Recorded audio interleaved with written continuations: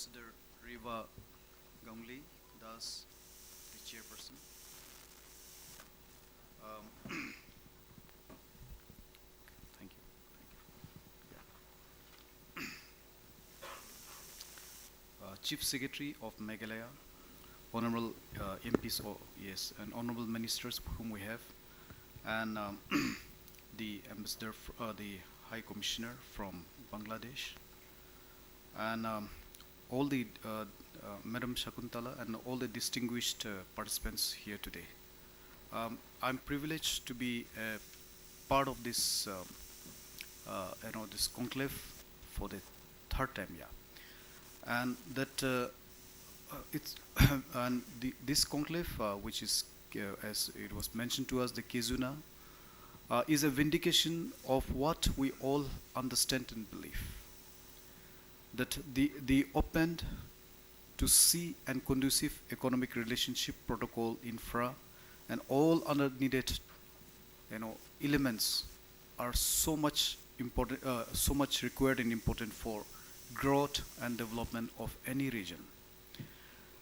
Appreciate what MEA, the embassy, Japanese embassy, Bangladesh counterparts, and all the people in the third space are bringing together, and that's even the connectivity, the relationship, the business vision, and in a comprehensive, in a comprehensive manner, in for all of us, those are around this Bay of Bengal. The world is moving on, and the world moves on ideas, you know, and we know that nothing is more powerful than an idea whose time has come, and I believe that this is one of them. As we know that streams and rivulets, they join and they, finally they become an unstoppable river. I believe that this should become one of those unstoppable idea and river that will push its way through, and that we will achieve what we need to achieve. Ambassador also has mentioned, and the earlier speakers, Sabia and everyone has mentioned about it, that the Matarbari, the deep sea port, which is, I think, is going to be the real game changer. And I also, on behalf of NEC, has been also mentioning and highlighting and emphasizing about this, this port and the opportunities that will throw up by this port in the region, and it's beginning to gain momentum of understanding and appreciating of the same. The recent that mentioned also Akura Agartala railway links. Incidentally, this part of the this part of the that railway link was financed by Ministry of Donor and NEC.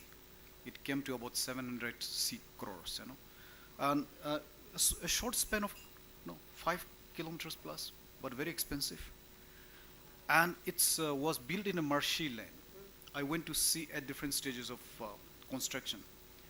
The piling alone, if taken up in single file and one line, it comes to about 40 kilometers. That kind of piling was done. And now if we go and see it, nothing is there. Everything's deep inside. Everything seems to be quiet and normal outside of it. And for the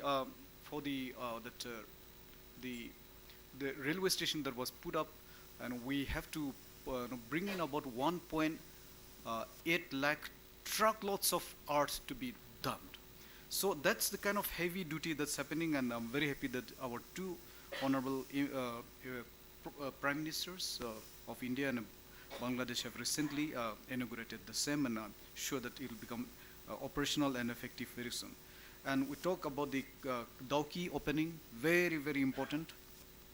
The Kaladam project, very important. The opening up in Manipur, Nagaland, and in some maybe in Arunachal, yeah, in some ways Arunachal, towards the east is very important. Waterways, the protocols which MEA, Land Port Authority of India, all are working. They all should lead to happy developments in future. But for the time being, as I also would like to love some time to mention that to go east has to be by south. The direction towards east is by south.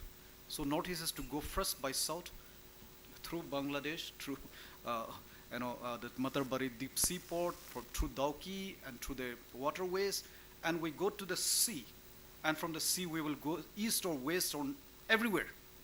So the world is going to be open up to us, but it has to be by sea. Any region, any country which does not have good access to the sea has always huge limitation, and particularly the Northeast region.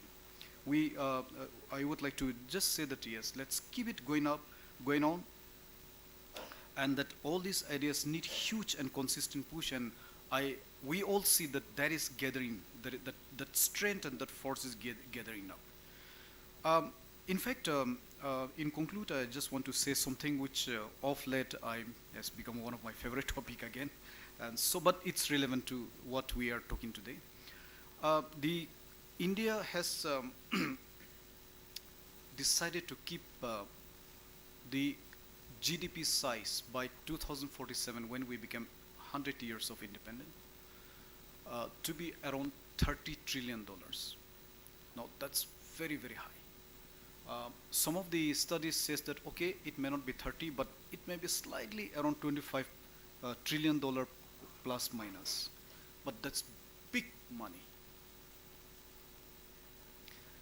And today, Northeast contribution to GDP is about 2.8%.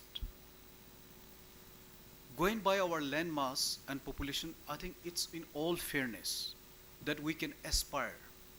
I'm using the word aspire. We'll still aspire 5% of that GDP. And 5% of that GDP translates to about $1.5 trillion. If India achieve 30 trillion. Okay, if it is 25, maybe a little below that, $1 trillion, say.